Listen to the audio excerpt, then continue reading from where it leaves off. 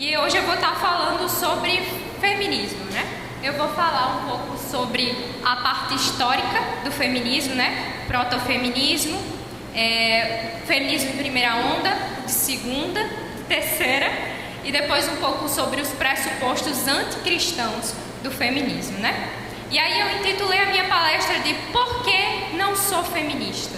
Os pressupostos anticristãos do feminismo, né? Então o subtítulo aí já responde a pergunta, por que eu não sou feminista? Porque feminismo tem pressupostos anticristãos, e isso a gente vai ver desde o início do feminismo. É costume, né, de alguns cristãos, até de estudiosos mesmo, dizer que o feminismo no início ele era inocente, né? Dava para ser cristã e feminista no início porque eles defendiam pautas que qualquer mulher, mesmo cristã, defenderia. Mas não é bem assim que a gente vê. De fato, no início, o feminismo não é nem parecido com o tipo de feminismo que a gente tem na atualidade, né? De fato, dava para ter mulheres cristãs dentro do feminismo, mas que você vê que ao longo do tempo, quando o feminismo vai tomando corpo, né, historicamente, ele vai cada vez mais se afastando do cristianismo e cada vez mais rechaçando o cristianismo como inimigo, né? E isso a gente vê lá no protofeminismo com Mary Wollstonecraft. E o que é protofeminismo? Né? A palavra proto significa anterior.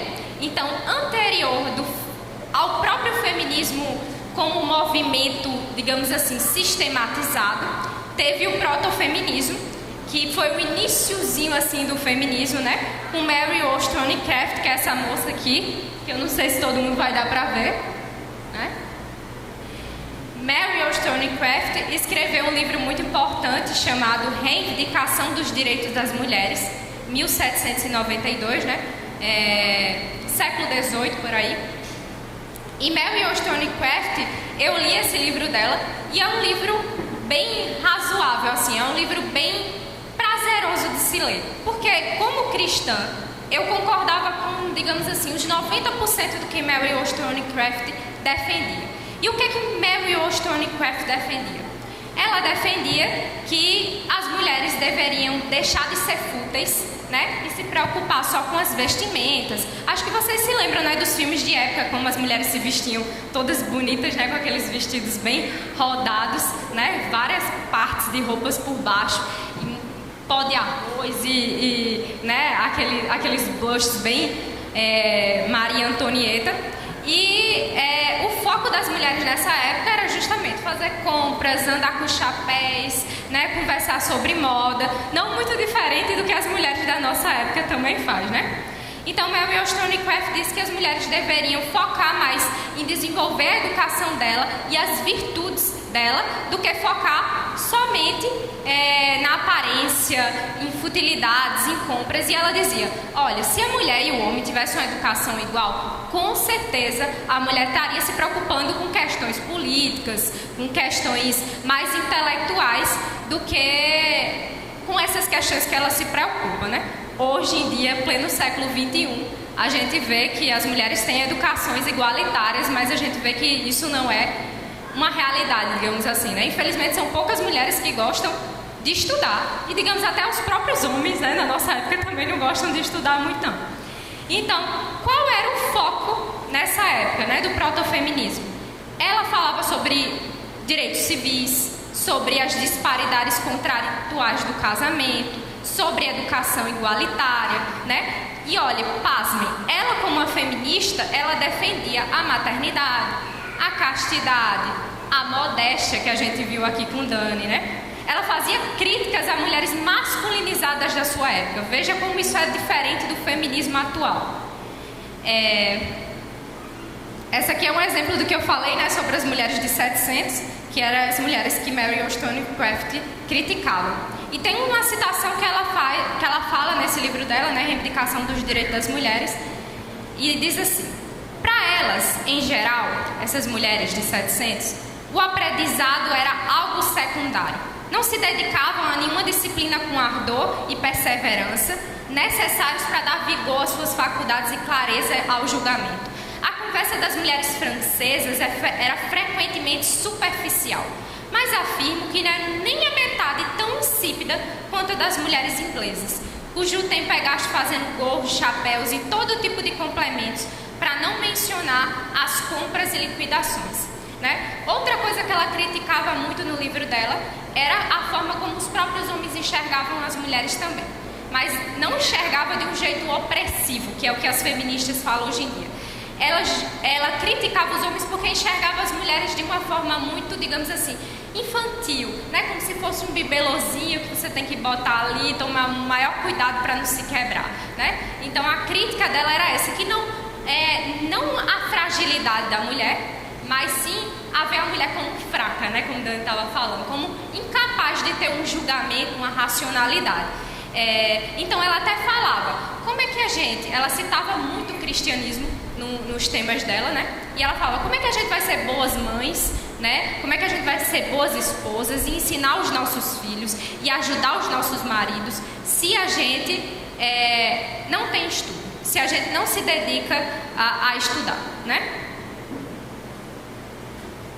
Porém, não é só mar de flores, Mary Wollstonecraft e o protofeminismo, né?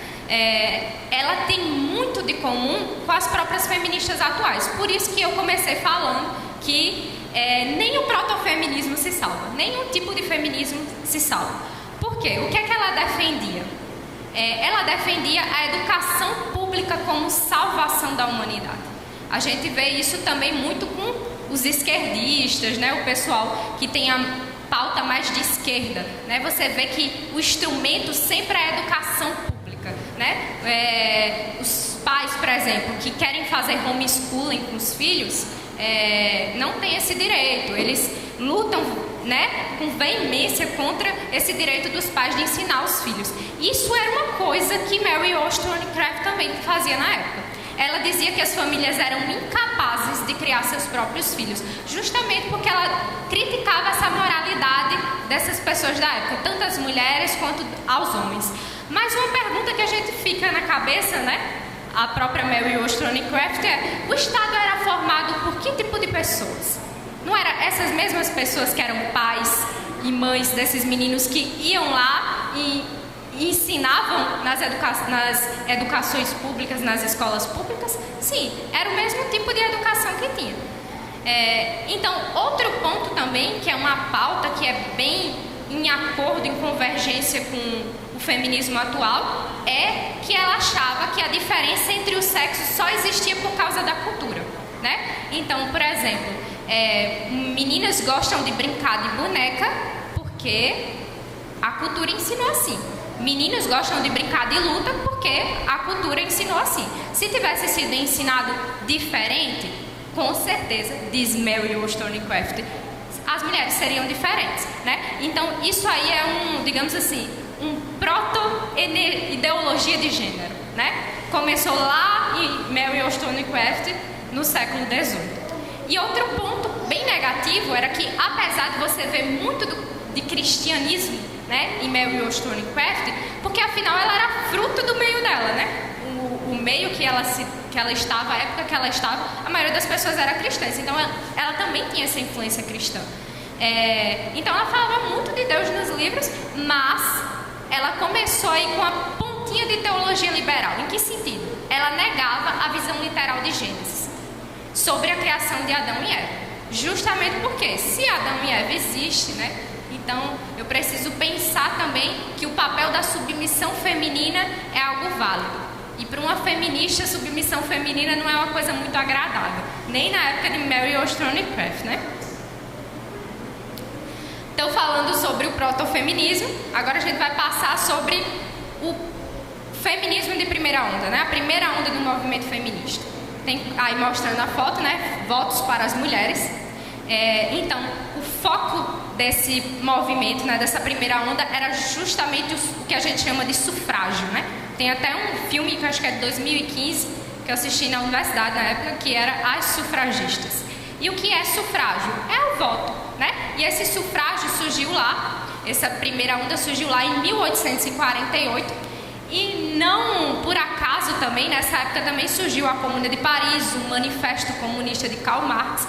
Então todo mundo estava muito envolvido com essas pautas, digamos assim, políticas, né? E o feminismo foi influenciado muito pelo socialismo também. Foi influenciado pelo socialismo, pelo marxismo e por capitalistas também. Então, na maioria das vezes, quem tinha digamos assim, essa liderança sobre as mulheres não eram as próprias sufragistas ou as feministas, eram os homens que lideravam. Quem é que é mais, digamos assim, interessado em ter a liberação sexual? Os homens, né? Se as mulheres podem fazer sexo livremente, melhor para os homens, né? Então, você via isso muito no protofeminismo e você pode ver isso também no primeiro movimento. Uma das pautas que eu falei foi o sufrágio, né, que é o voto. Continuou a questão da educação igualitária, a inserção das mulheres em áreas majoritariamente masculinas. Então, as mulheres, elas queriam ter, digamos assim, mais voz nos lugares onde os homens eram predominantes. Por exemplo, no trabalho, né? Mas se você para ver, eu até li um livro que o nome era Sexo Privilegiado, e fala como as mulheres, na maioria das vezes, elas não foram oprimidas, pasmem, elas foram privilegiadas. E foi isso que, por exemplo, a Mary Wollstonecraft, que era a própria feminista, estava acusando as mulheres da sua época, né?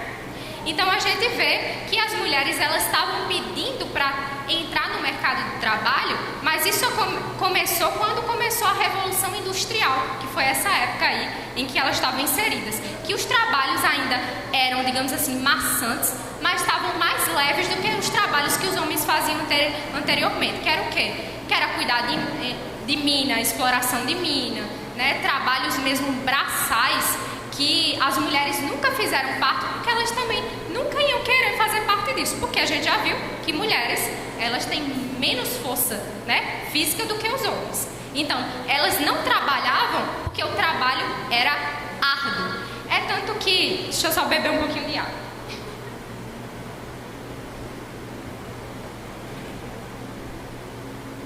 É tanto que, antes do protestantismo, o trabalho era visto como uma coisa, digamos assim, muito penosa. O trabalho não é uma coisa vista como vocação, dada por Deus. É uma coisa que eu preciso fazer porque é a minha sobrevivência, né? Dani até falou aqui de trabalho de parto, né? Trabalho de parto é um exemplo disso. A gente usa a expressão trabalho muitas vezes como algo que é penoso, né? Diga, isso é muito trabalhoso. Então, o trabalho não era visto como uma coisa positiva ou como um direito, como as feministas pregam. Era sobrevivência. Por exemplo, a maior parte dos meninos na época dessa passagem histórica, 10 anos eles já trabalhavam em minas, 10 anos eles já trabalhavam na agricultura, e a vida das mulheres nessa época também não era difícil, né?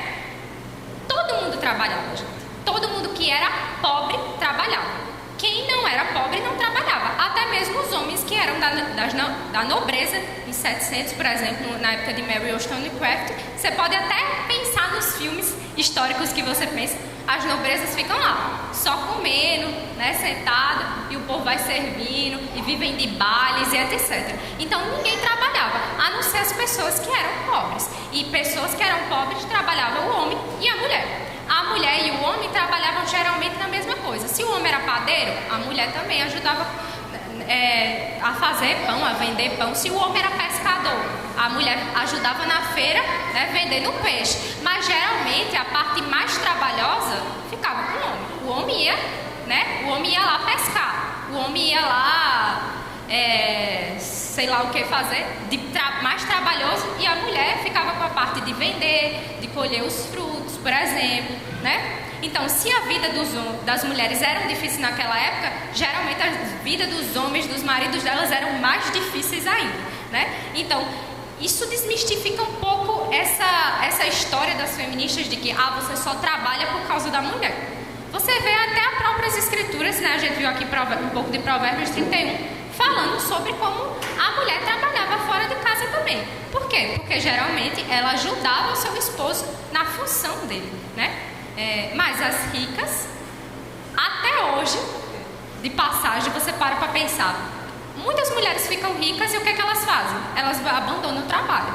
Pense você mesma, imagine que você ficasse bilionária. Você ia escolher continuar trabalhando no trabalho que você tem ou você ficar em casa, né? Muitas vezes as mulheres escolhem continuar trabalhando, por exemplo, as ricas que são blogueiras, porque o trabalho é muito fácil, né? É um trabalho prazeroso de falar sobre a maquiagem dela, etc. Mas imagine que você fosse lá da época de 1848, das sufragistas, que os trabalhos fossem de carga horárias pesadíssimas, né? Digamos assim, num lugar que era precário. Você ia preferir ficar em casa. E era isso que a maior parte das mulheres fizeram. Então, quando as mulheres começaram a trabalhar, isso, mais uma vez, desmistificando as mentiras feministas, isso não foi um direito conquistado pelas feministas. Isso foi algo que foi, digamos assim, conquistado pela necessidade, pela conveniência, pelo tempo. Pense, por exemplo, na Primeira e Segunda Guerra Mundial, né? Os homens tinham que estar onde? Na guerra. Então as mulheres tinham que fazer o quê? Elas tinham que trabalhar.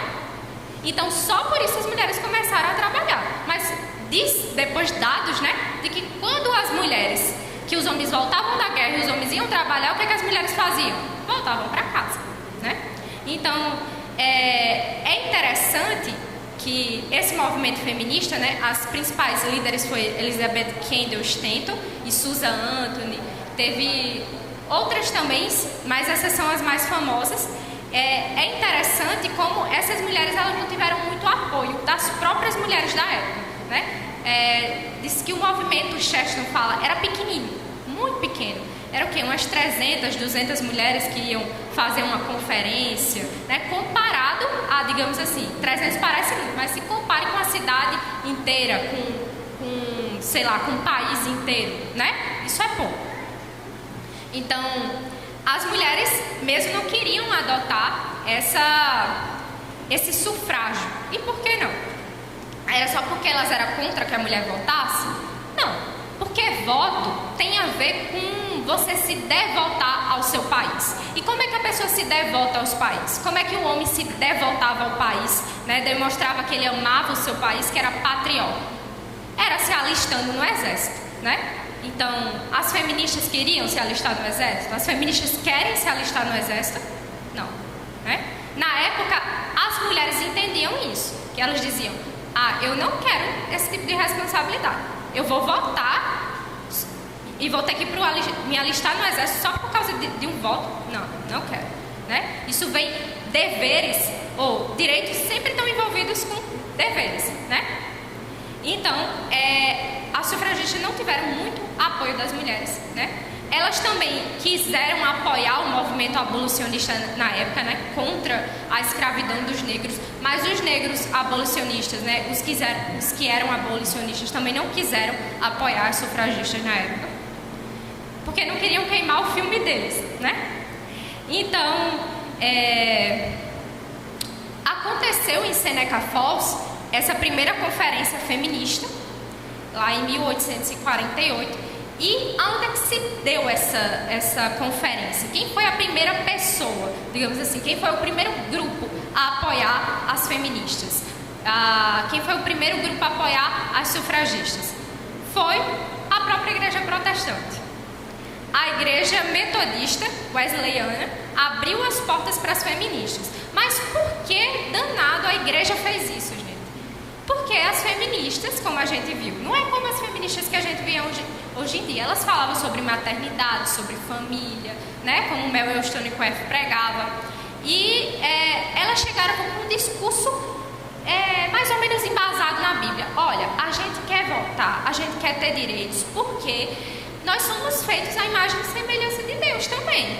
Então, os pastores diziam, tá certo, eu aceito, você pode dar sua palestra aqui, você pode fazer sua votação aqui, e abriram as portas para as sufragistas. Mas o que é que aconteceu?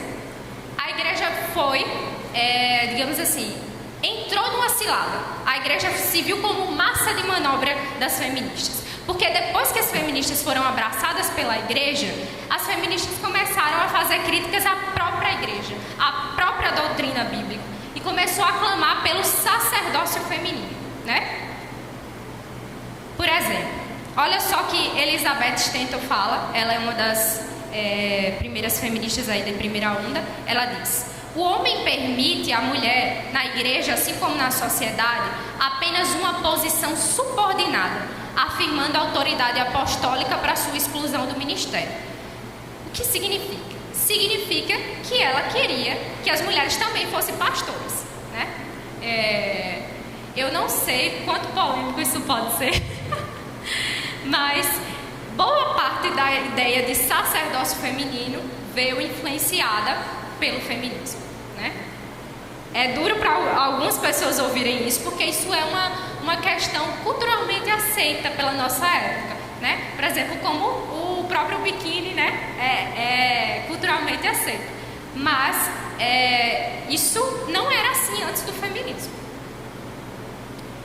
E olha só o que ela diz também, para vocês terem certeza de que Elizabeth Stanton e a maioria das feministas que estavam encabeçando o movimento de primeira onda não eram cristãs. Não estou dizendo que todas não eram, não. Tinha mulheres, né, como a maioria dessas mulheres na época eram cristãs, tinha mulheres que eram influenciadas, digamos assim, pelo discurso das feministas, né? Mas as encabeçadoras não eram. Olha só o que ela diz. Assim, depois de muitos meses de peregrinação no esgotante labirinto intelectual da queda do homem, pecado original, depravação total, ira de Deus, a crucificação, a expiação e salvação pela fé, eu encontrei a saída da escuridão para a luz da verdade. Minhas superstições deram lugar a ideias racionais baseadas em fatos científicos. Ela estava chamando tudo isso que é tão precioso para a nossa fé, né? A salvação, a expiação, a crucificação, como superstições. E era isso de fato que ela acreditava. Então, ficou claro até agora o que era a primeira onda. A primeira onda se lutava principalmente pelo voto, né? O protofeminismo tem a encabeçadora lá, Mary Wollstonecraft, que fazia crítica à superficialidade das mulheres, né? Lutava pela educação igualitária. E agora a gente vai falar um pouco sobre o feminismo de segunda onda. E eu não trouxe muitas coisas aqui não sobre o feminismo de segunda onda, porque eu achei que as citações das próprias feministas, elas deram suficiente para convencer vocês de que não tem como ser feminista e cristã ao mesmo tempo. A segunda onda aconteceu mais ou menos em 1960 e ela foi muito influenciada, na verdade, feminismo tem muito a ver com revolução sexual. O que era a revolução sexual?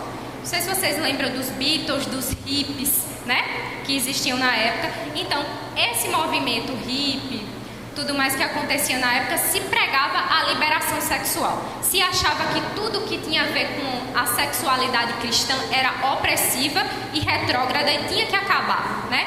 Por exemplo, a ideia de fazer sexo depois do casamento. Isso é muito opressivo, né? A ideia de que eu só posso fazer sexo com meu marido ou com minha mulher, muito opressivo também.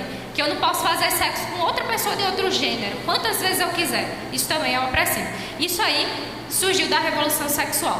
Boa parte das pautas que a gente tem hoje em dia sobre como aborto, divórcio, né, anticoncepcional, digamos assim, generalizado, né, tudo provém da revolução sexual. E essa época foi influenciada, né, justamente pela revolução sexual. E a gente vê muito no feminismo a reprodução dos vícios masculinos, né? Acho que vocês já ouviram algum canto, alguma pessoa que você conhece, feminista, não sei, na escola, na universidade, dizer que por que os homens podem fazer o que eles quiserem? Eles podem pegar quantas mulheres e eles são os garanhões. E eu, que sou mulher, não posso pegar quantos homens eu quiser e eu sou descrita como galinha, né? Então, Mary Wollstonecraft, lembra lá no protofeminismo, ela criticava essa dupla moralidade. Ela dizia que nem mulheres, nem homens tinham direito, né, de fazer o que quiser, de sair ficando com quantos querem, né? Mas o feminismo de segunda onda já é um pouco diferente. Ela diz não, do lugar de dizer, por que os homens fazem isso? Isso é errado. Elas dizem, por que os homens fazem isso? Eu também quero fazer. Então você vê isso muito nas proponentes mais, digamos assim, conhecidas do feminismo, de todas, que são Simone de Beauvoir, com o Segundo Sexo, e Beth Friedan, que escreveu A Mística Feminina. A gente também tem Kate Millett, que escreveu Política Sexual, para vocês verem como a revolução sexual e o feminismo estão muito interligados. A gente também tem nessa época Margaret Sanger. Margaret Sanger, na verdade, ela surgiu no feminismo de primeira onda. E o que era Margaret Sanger? Ela fundou uma clínica que existe até hoje em alguns lugares do mundo, que se chama Planned Parenthood. Não sei como se pronuncia, sou péssima em inglês. Mas ela criou essa clínica, e essa clínica era para as mulheres abortarem, né? De boa, assim, abortar quantas vezes ela quiser. E essa clínica existe até hoje. Eu estava vendo, não sei quantos de vocês assistiram aquela série bem conhecida, que surgiu recentemente, que era Wandinha, né? Wandinha, a personagem principal lá, ela, não a personagem, né? A atriz que faz ela tem lá no perfil dela, que doou não sei quantos de dinheiro para o Planned Parenthood, ou seja, ela financia a causa abortista, né? Eu só quero ler aqui um trecho que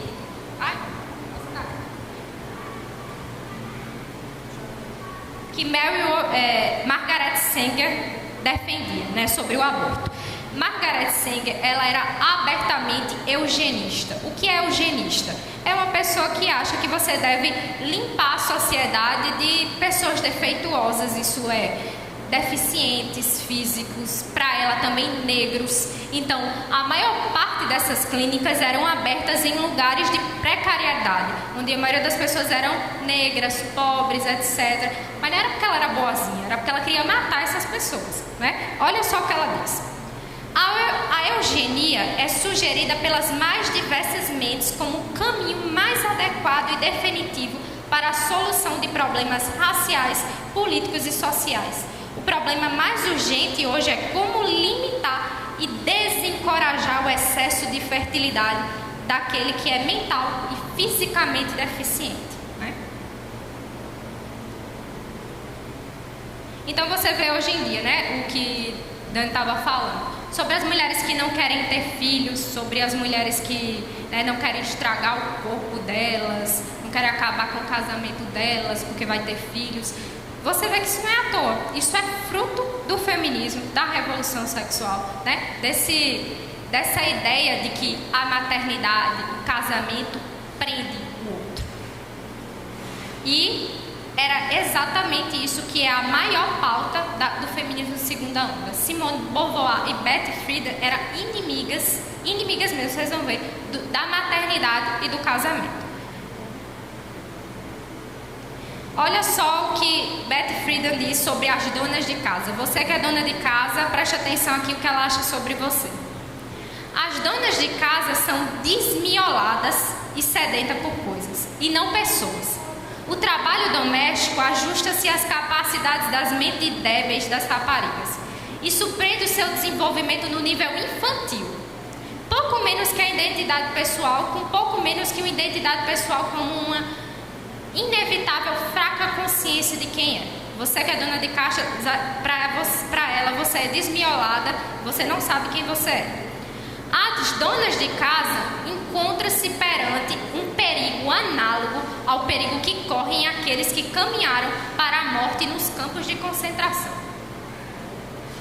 Os fatores que levam à destruição da identidade humana de tantos prisioneiros não foram a tortura ou a brutalidade, mas as condições similares àquelas que destroem a identidade da dona de casa americana. Então, para ela, é a mesma coisa que você está no campo de concentração e você está em casa. E o que é que Simone de Beauvoir achava também sobre você ser dona de casa, você ser mãe, né? A dona de casa não caminha para a criação de algo que é durável. O trabalho que a mulher faz dentro de casa não é diretamente útil para a sociedade, não produz nada. A dona de casa é subordinada, secundária, parasítica.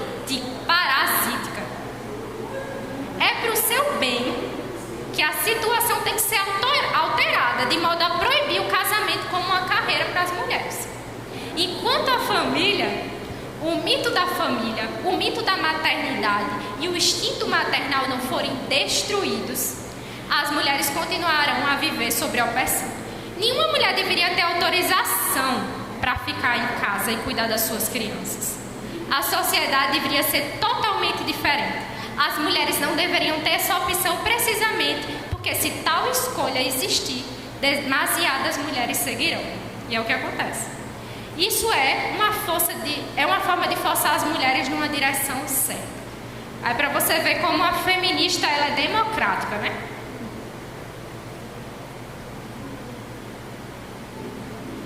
A feminista diz para você: você pode ser o que você quiser, contanto que você não escolha ser dona de casa e mãe. Se o feminismo da segunda onda foi horrível, vocês ficaram chocados com as declarações de Betty Friedan e de Simone de Beauvoir, imagine o que será o feminismo de terceira onda, que é mais ou menos o que a gente tem vivido hoje em dia, né? O que é que se prega? Tem aí essa foto dessa moça que tem uma taja, né, porque ela está mostrando os peitos, numa igreja católica. E era geralmente isso que as feministas, né, mais radicais, elas faziam. Elas iam para igrejas, elas vão para igrejas, né? Elas inserem crucifixos, imagens que são, digamos assim, afetivas para a gente, importantes para a gente, na vagina, enfim. Uma baixaria só. E o que é que a terceira onda do feminismo prega? A subversão, quase que não saiu, das identidades, né? Ou seja, o que é isso? A ideologia de gênero, né? Você não se você não se sente mulher, você não é mulher.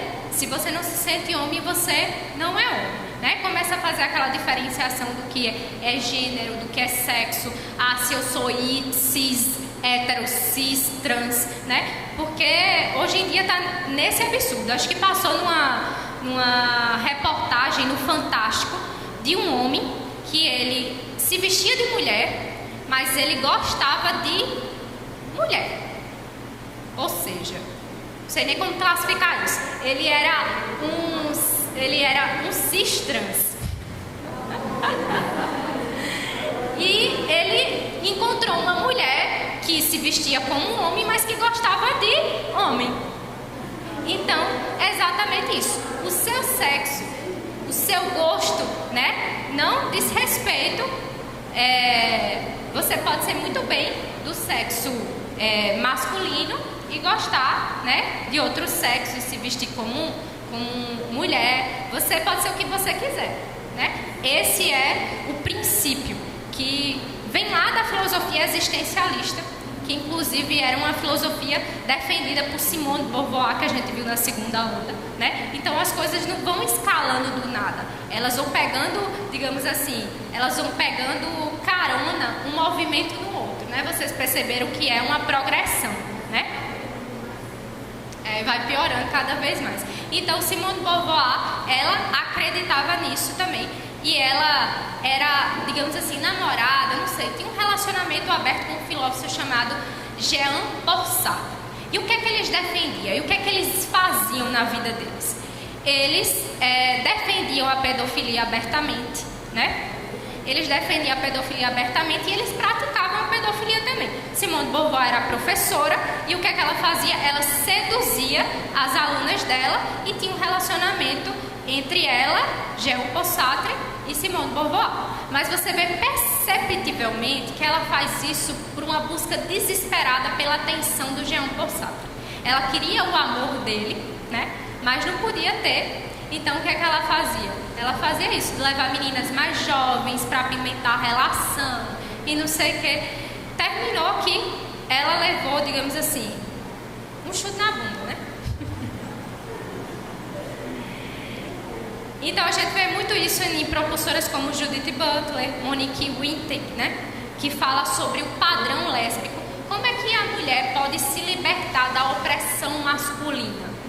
elas dizem que você sendo lésbica é a forma de você ficar livre do homem, né? Ela diz assim: a lésbica transcende o sexo e vive plenamente na liberdade criadora. Ela não se define, em primeiro lugar e antes de tudo, em relação com o homem. Se no gênero heterossexual a categoria de mulher se desprende em ligação com a do homem, a lésbica não é uma mulher propriamente falando. Assim, esse indivíduo terceiro oferece a todos os seres humanos a esperança de escapar da escravidão propagada pela natureza e pelos homens, né? Então, dá para ver que ela é inimiga do próprio Deus, ela é inimiga do próprio corpo. A gente viu na primeira palestra como a gente deve se contentar pela dádiva da gente ser mulher, de ter o corpo que a gente tem, mas as feministas eram inimigas do próprio corpo, elas odiavam o próprio corpo e o fato delas terem nascido mulher, né? Então, por isso que muitas vezes elas querem ser igual aos homens, ter os mesmos, digamos assim, direitos, fazer as mesmas coisas que os homens fazem, né? Sim, eu ia falar um pouco sobre Simone de Beauvoir, né? Sobre o que ela acreditava, que ela pegou emprestado, digamos assim, do amante dela, que era Jean-Paul Sartre, que era essa filosofia existencialista, né? Que diz que você pode ser o que você quiser. Os seres humanos, eles são autocriadores de si mesmos, independentes de Deus. Eles são autônomos. Então, você vê o extremo hoje em dia de... Não é só o sexo que você pode ser o que você quiser. Não sei se vocês já viram algum canto, reportagem ou alguma matéria na internet de pessoas que se sentem como gatos. Eu me sinto como gato, eu me sinto como um bebê. Aí a pessoa vive como um bebê, usa fralda, usa chupeta e tal, porque ela não se sente uma pessoa adulta, né? Então é exatamente o perfil do existencialismo. Você que cria o seu próprio ser. A natureza, ou a essência, vem depois da natureza. E quais são os pressupostos anticristãos? Se não ficou claro até agora, né? Acho que ficou muito claro, mas eu vou esmiuçar um pouquinho mais, porque você não pode ser cristã e feminista. A gente vê claramente uma pauta de guerra de sexo, né? Mulher contra o homem. O homem, ele é um ser, digamos assim, um estuprador em potencial, que as feministas falam, né? Existiu até uma controvérsia em 1999 de umas camisetas de uma marca chamada Davi e Golias, que eles vendiam essas roupas para meninas, crianças. O nome das roupas eram estampadas assim: garotos são estúpidos, joguem pedras neles, né? Imagine se isso fosse o contrário, se os homens fizessem: garotas são estúpidas, joguem pedras nelas, né? Mas a gente vê que para os cristãos nós não pensamos assim. O problema não está em ser homem ou ser mulher, né? Não é porque você é mulher que você encarna todo o defeito e pecado do mundo. Não é porque você é um homem que todas as falhas estão impostas em você. Não, o problema não está no sexo. O pecado está em algo que é ético, não ontológico, digamos assim, não no ser da pessoa. Está no ser que eu estou dizendo assim, ser homem ou mulher, entendeu? Está no pecado, né? O erro está no pecado, que atinge tanto homens e mulheres. A queda atingiu tanto homens e mulheres, né? A gente vê outra pauta também, que é anticristã, que é a ideia de igualitarismo, né? Homens e mulheres são iguais. Como cristão, você não pode dizer isso, menino. Homens e mulheres não são iguais. Eles são iguais até um certo ponto. Por exemplo, quando as feministas dizem que mulheres e homens são iguais, você tem que perguntar igual em que sentido. Eu concordo que as mulheres e homens são iguais, no sentido de que eles são... ambos são valorosos para Deus, né? Ambos são criaturas de Deus. Ambos são imagem e semelhança de Deus, né? Então, homem e mulher não são superiores uns aos outros nesse sentido, né? Mas no sentido de vocação, no sentido de papéis, existe diferença sim. No sentido biológico, existe diferença sim. A guerra contra a realidade e a verdade é tão grande, né?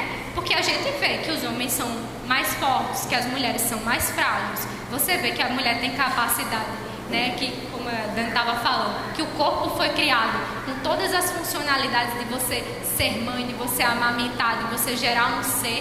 E as mulheres lutam contra a própria natureza, né? É uma guerra contra a própria realidade. Você negar todas essas coisas. Não, as mulheres não tem que ser mãe, os homens não são mais fortes do que as mulheres, eles são iguais, né? A própria palavra sexo, no latim, significa secare, que significa dividir, né? Cortar. Então, são coisas diferentes. Na Bíblia não há uma ênfase sobre a posição, se você é igual ou se você não é. A ênfase está sobre o chamado, sobre a vocação. Por exemplo, pense no papel do pastor. Como cristãs protestantes, a gente não acredita que o pastor é mais santo do que a gente, né?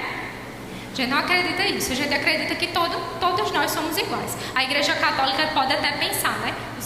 O clero, os pastores, os padres, eles são mais santos, sim. Existem pessoas que são santas, né? Mas a gente não. A gente acredita no sacerdócio de todos os santos, ou seja, de todos os crentes. Todos os crentes são santos por causa de Jesus, né? Então, de fato, na Bíblia não há essa ênfase sobre a posição. Você pensa no seguinte: o pastor, ele tem uma posição diferente da sua, né? Ele é sua autoridade, mas ele não é superior sobre você no sentido de que ele é mais santo do que você, de que ele é mais filho de Deus do que você. Não. Ele tem uma posição de autoridade. Vocês estão entendendo? Mas mesmo assim, isso não muda a questão intrínseca. Tão pecador quanto ou tão santo quanto também, né? Então a mesma coisa você pensa na relação de marido e mulher, né? Os maridos são autoridade sobre as mulheres, mas mesmo assim as mulheres ainda são iguais aos homens no sentido de são imagem e semelhança de Deus, mas têm posições diferentes. Você pensa nos papéis de mães e pais com filhos. Pais são autoridade sobre os filhos, mas mesmo assim, em termos de dignidade, ambos são dignos, pais e filhos. Você pensa em outra coisa, e deixa eu ver, patrões e empregados. Os patrões são superiores no sentido de que eles são autoridades? São autoridades, mas ele não é mais digno, ele não é mais pessoa do que você, né? E você vê isso numa relação que é mais perfeita de todas, que é a relação entre o Pai, o Filho e o Espírito Santo. Cristo não é de forma alguma menor do que o Pai. Ele é igual em essência, mas Cristo, ele é obediente ao Pai, ele se sujeitou ao Pai, né? Então, se Cristo se sujeitou ao Pai, por que eu não posso me sujeitar ao meu marido? Porque isso é uma opressão, isso é uma humilhação. Então, a pessoa que entende a beleza do Evangelho, ela entende a beleza do casamento também. E é isso que Paulo fala lá em Efésios, né? Que o mistério é grande, mas eu estou falando do quê? Da relação de Cristo com a igreja. Então, a gente defende o complementarismo e não o igualitarismo. O que é complementarismo? Homem e mulheres se complementam. Essas diferenças são perfeitas, são um encaixe perfeito, né? Então, quando eu estou argumentando contra o igualitarismo, eu não estou dizendo que algum sexo é superior ao outro. Eu não estou dizendo que homens são superiores a mulheres sempre, ou mulheres são superiores aos homens sempre, ou inferiores. Eu estou dizendo que em algumas situações homens são superiores e em algumas situações mulheres são superiores. Por exemplo, homens, eles são superiores em força física, né? Mulheres são superiores, digamos assim, em comunicação, né? Nós somos muito bons em se comunicar, em ser emocionais, em sentir a dor do outro, em ser empática. Então Deus fez cada um com, digamos assim, com peculiaridades que manifestassem a multiforme graça de Deus. E cada um, nas suas peculiaridades, glorificam a Deus, né? Quando se juntam, melhor ainda. Você vê, por exemplo, partes nas Escrituras que fala que Deus é o nosso ajudador. Ele é o nosso auxiliador. Então, o que é que tem de rebaixar a mulher, de a mulher ser auxiliadora e ajudadora, se o próprio Deus se descreve como auxiliador e ajudador? não é? Outra parte que a gente vê é atomização existencialista. Eita, que nome difícil. O que isso significa?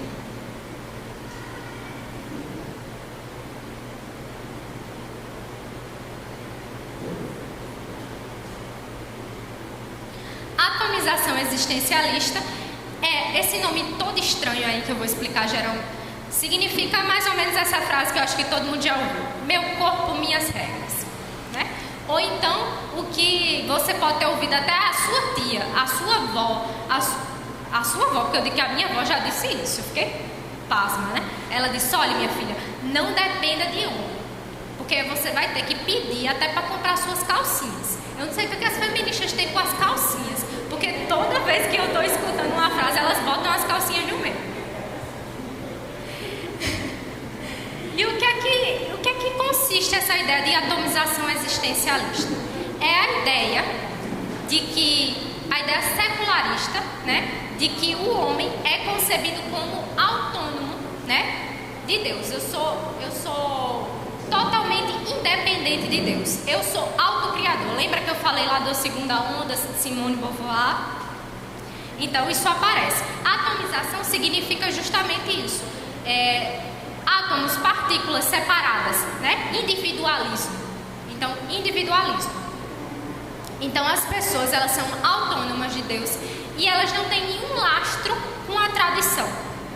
Elas não se importam com o passado, nem se importam com o futuro. Elas só se importam com presentes e consigo mesmo. Então, é assim com as feministas, né? Por exemplo, elas não estão se importando com ideias de honrar pais, como estava falando aqui para as meninas mais novas. Elas não se importam com, vou deixar uma herança para os meus filhos, o que é que eu vou deixar de legado para os meus filhos. E a gente vê esse exemplo, eu botei essa foto aí, muito obrigada. Estou falando tanto que está me dando muito cedo.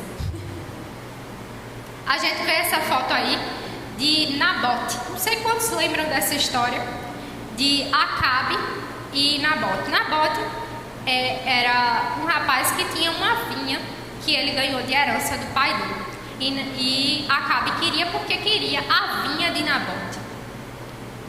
O que é que isso tem a ver com o feminismo, né?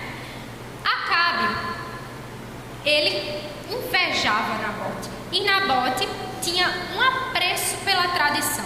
Ele tinha um apreço pelo que o pai dele tinha deixado para ele. Então ele dizia, não interessa, eu não quero vender essa vinha, porque eu quero digamos assim, trilhar o mesmo caminho que o meu pai trilhou. Eu quero honrar o meu pai e quero deixar isso para minha geração. Então ele não pensava somente nele e no presente, ele pensava no passado e no futuro. Isso era o patriarcalismo bíblico.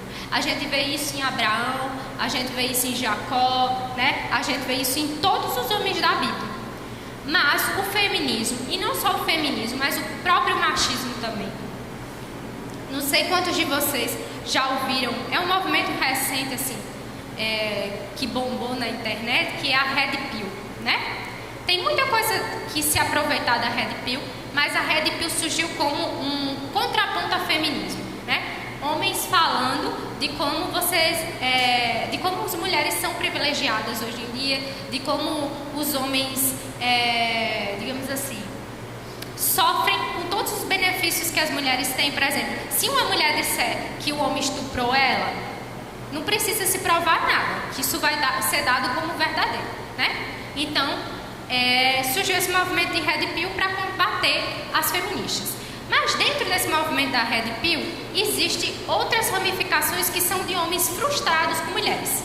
Então eles dizem, eu não quero ter relacionamento com mulher, eu só vou pegar mulheres e não vou ter nenhum relacionamento com mulher, porque eu posso levar uma facada nas costas. Eu posso depois do divórcio ter que pagar muita coisa para a mulher. Eu posso, por exemplo, ter um filho e não ter nenhum tipo de reconhecimento, não poder ficar com meu filho.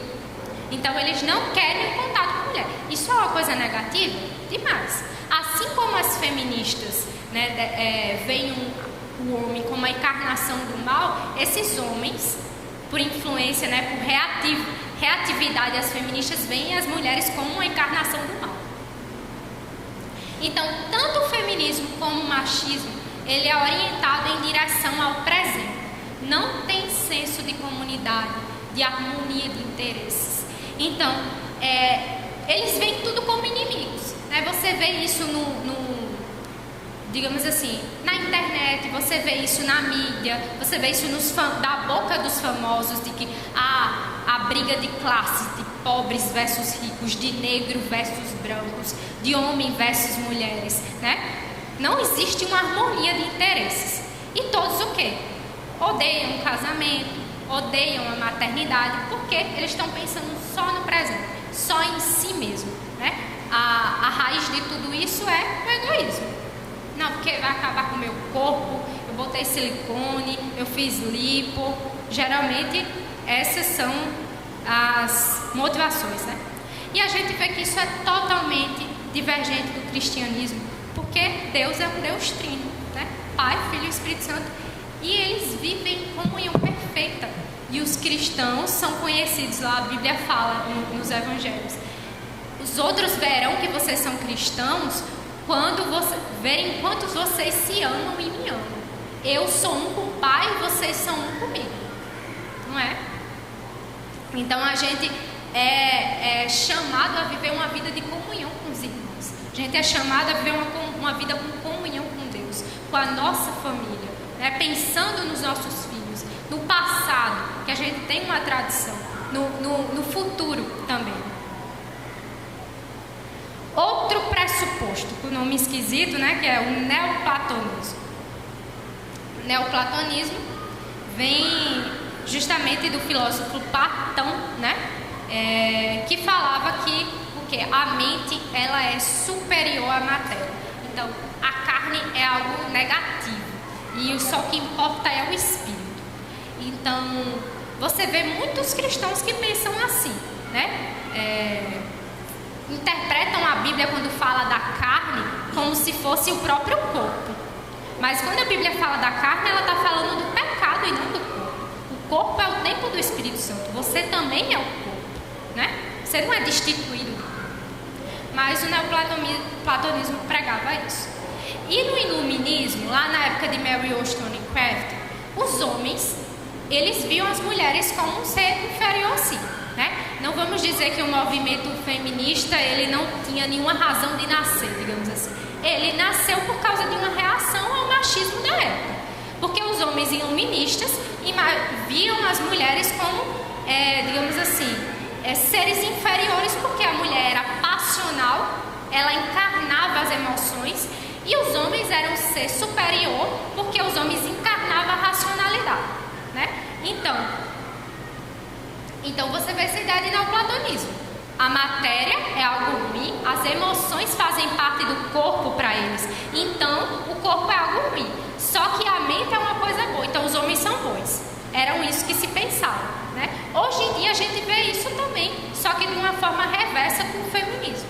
Você vê que o feminismo, se você vê digamos assim, a imagem que o feminismo prega dos homens, né? Os homens são seres passionais. Eles não conseguem se controlar. Quando os homens eles estão no poder, eles matam, eles fazem guerra, eles são descontrolados. E a mulher é a encarnação da racionalidade e da bondade, né, digamos assim. Você pode ver isso até em desenhos. Quem aí tem filhos pequenos já deve ter visto Peppa Pig, né? Ouvi falar. Peppa Pig é um exemplo disso. O pai de Peppa Pig é um bobalhão, né? Então, geralmente os filmes, né? Simpsons também é um exemplo disso, né? O pai, o Homer Simpson, é um bobão. E a mulher que conduz a casa todinha, porque senão... Não vou dizer que não existe isso na realidade, mas o que eu estou querendo dizer é que a mídia pinta os homens dessa forma, né? Os homens são seres passionais e as mulheres são seres que são pura razão. Então, isso aí é o quê? De novo, o neoplatonismo. O corpo é ruim e o que presta é só a alma. A gente vê o neoplatonismo também nesse ódio ao corpo, como eu falei, nas feministas. Simone de Beauvoir, né? Ela achava que o corpo aprisionava a mulher. Ela dizia assim: que o corpo masculino é instrumento de liberdade religiosa, porque não se impõe. A mulher está sempre restrita e limitada a ele e afetada por ele. Em que sentido? Porque a mulher tem que dar à luz a filhos, porque a mulher tem que menstruar, porque a mulher tem que ovular, e ela sempre está sentindo o corpo dela se impondo a ela. Ela não tem a liberdade que o homem tem para ser homem e viver como se o corpo não atrapalhasse ele. Era isso que ela achava sobre o próprio corpo. Ela tinha um pavor terrível ao envelhecimento, né? Essa insegurança que ela tinha até com relação ao próprio Jean Paul Sartre. Só que na Bíblia isso também é diferente. O nosso corpo é o templo do Espírito Santo. Quando a gente for ressuscitar, não vai só como algumas pessoas pensam. A gente vai destruir tudo isso aqui que é carnal, tudo isso aqui e a gente vai para o céu ficar tudo tocando uma harpinha com os anjos, com aquelas roupas brancas. Não, gente, né? A gente vai ressuscitar no nosso corpo junto com a nossa alma, vai se unir, né? Cristo, quando ele apareceu ressurreto para os apóstolos, ele disse: toca aqui, né, para você ver as minhas feridas, né? Então, Cristo ressuscitou e vai haver o céu, mas também Deus vai ressuscitar e vai regenerar todas as coisas. Essa terra aqui não está fadada ao inferno, ao inimigo, a queimar na chama, não. Cristo vai redimir todas as coisas, né? E a coisa mais importante, que prova como o corpo é algo valioso, ao contrário do que as feministas pensam, não é um aprisionamento. Cristo, ele veio em carne. Cristo se fez homem, ele assumiu a natureza humana, né? O último ponto, que eu acho que vocês já devem estar cansadas e enjoadas de mim aí.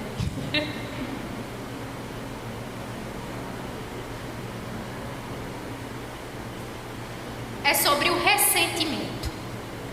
Você vê que boa parte das mulheres que são feministas, na nossa época são feministas porque elas são Maria vai com as outras, né? Não sabe nem o que é feminismo. Você pergunta o que é feminismo, não sabe o que é feminismo, não leu nunca nenhuma feminista, simplesmente porque acha que ser feminista é você lutar pela igualdade contra a opressão. Você viu que feminismo não é só isso, né? Feminismo é você lutar contra a maternidade, é você ser a favor da liberação sexual. Isso é feminismo, é a favor do aborto.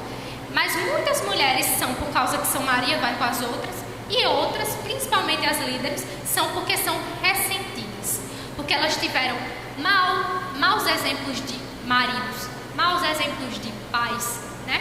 Então, elas começaram a odiar homens e levaram isso como uma racionalização para a própria teoria delas, né? Então, você vê, por exemplo, a própria Mary Wollstonecraft, um pouco da vida dela. O que é que aconteceu com ela? Ela se apaixonou pelo cara que era a favor da revolução sexual. Então, ele escreveu livros falando sobre como o casamento era uma coisa terrível, que aprisionava as mulheres. E ela se casou com esse homem e pensava que o quê? Que seria conto de fadas? Não. Ele abandonou ela, né? Ela com um filhinho, e ela descobriu que ele já era casado. E ela estava num nível de desespero tão grande que ela chegou para o cara e pediu para ela ser casados os três juntos. Por favor, vamos ser casados os três juntos? Mas aí a mulher do cara não quis, obviamente, né? E ela tentou se matar depois, logo após isso. A gente vê o próprio exemplo de Simone de Beauvoir, que eu contei um pouquinho para vocês, como ela era, falava contra a submissão, mas ela era sujeita ao Sartre, mas de um jeito totalmente não cristão, totalmente opressivo. A Betty Friedan também, ela era uma pessoa que era desgostosa do casamento, desgostosa do fato dela ser própria mãe também. Elizabeth Staton também, que foi da primeira onda, ela falava muito mal do feminismo, ou muito mal do feminismo não, muito mal do casamento e dos filhos. Muitas dessas mulheres, como a Margaret Sanger, abandonou o marido, abandonou os próprios filhos, foi viver, né, a revolução sexual. E como é que a gente pode evitar isso? Como evitar que as nossas meninas sejam influenciadas pelo feminismo nas escolas, né, pela mídia?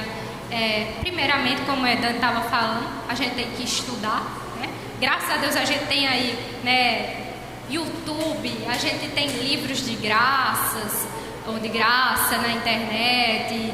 Tem muito acesso a conteúdo bom, você pode aprender, né, na internet mesmo.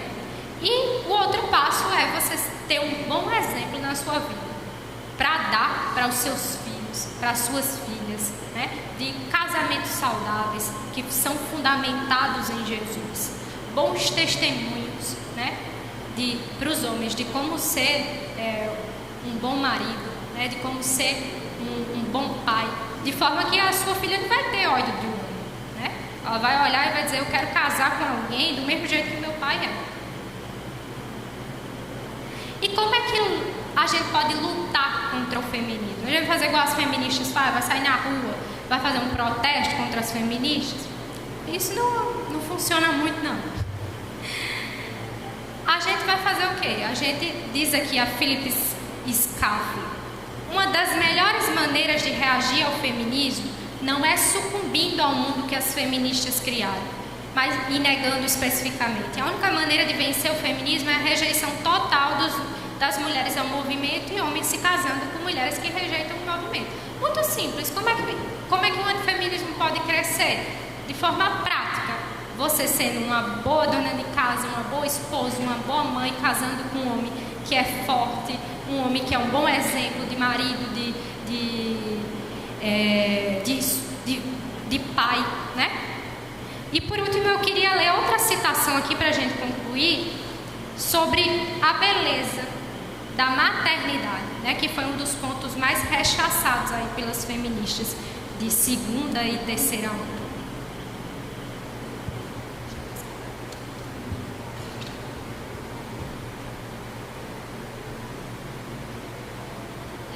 Que eu li, como Beth Friedan dizia que a mulher, a dona de casa, era desmiolada, como ela não produzia nada de durável e significativo para a sociedade.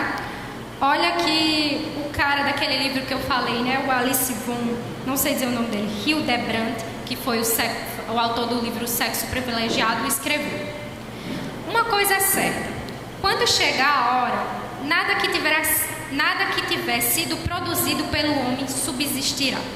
Um dia, todas as realizações humanas serão reduzidas a um monte de cinzas. Por outro lado, todas as crianças nascidas de uma mulher viverão eternamente, pois a elas foi concebida uma alma imortal, feita à imagem e semelhança de Deus. Sob essa luz, a afirmação de Simone de Beauvoir e Beth Friedan de que as mulheres não produzem nada mostra-se especialmente ridícula, né? Todas essas coisas aí que as feministas pregam, né? Que não, porque a gente tem que trabalhar, tem que produzir alguma coisa para a sociedade. Quando Jesus vier, né? E elas, se continuarem desse jeito, provavelmente não vão com Jesus, só se elas mudarem, né? Todas essas coisas cairão por terra. Mas a mulher que se dedicou a criar os seus filhos no caminho do Senhor, isso sim redundará em algo eterno, né? Uma alma eterna, que são crianças, que são filhos criados para a glória de Deus. Então, irmãs, foi isso que eu pesquisei, eu procurei trazer para vocês. Eu trouxe algumas referências aqui, tinha mais, mas eu não tive tempo de